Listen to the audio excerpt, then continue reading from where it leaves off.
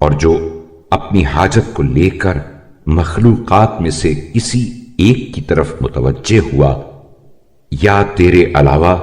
دوسرے کو اپنی حاجت براری کا ذریعہ قرار دیا، وہ حرمہ نصیبی سے دوچار اور تیرے احسان سے محرومی کا سزاوار ہوا۔ پارے الہا، میری تجھ سے ایک حاجت ہے جسے پورا کرنے سے میری طاقت جواب دے چکی ہے، اور میری تدبیر و چارہ جوئی بھی ناکام ہو کر رہ گئی ہے، اور میرے نفس نے مجھے یہ بات خوشنما صورت میں دکھائی کہ میں اپنی حاجت کو اس کے سامنے پیش کروں جو خود اپنی حاجتیں تیرے سامنے پیش کرتا ہے، اور اپنے مقاصد میں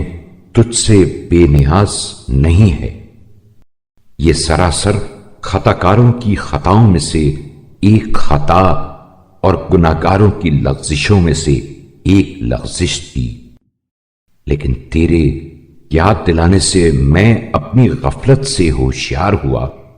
اور تیری توفیق نے سہارا دیا تو ٹھوکر کھانے سے سنبھل گیا، اور تیری رہنمائی کی بدولت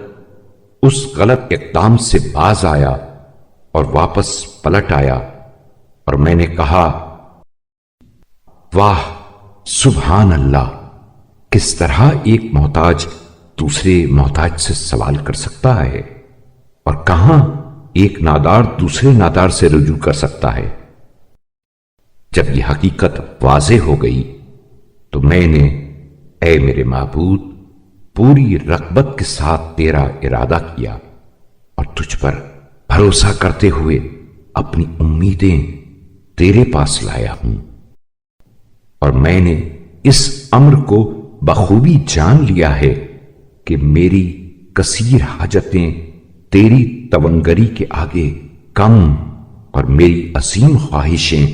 تیری وسعت رحمت کے سامنے ہیچ ہیں۔ تیرے دامن کرم کی وسعت کسی کے سوال کرنے سے تنگ نہیں ہوتی، اور تیرا دست کرم عطا و بخشش میں ہر ہاتھ سے بلند ہے۔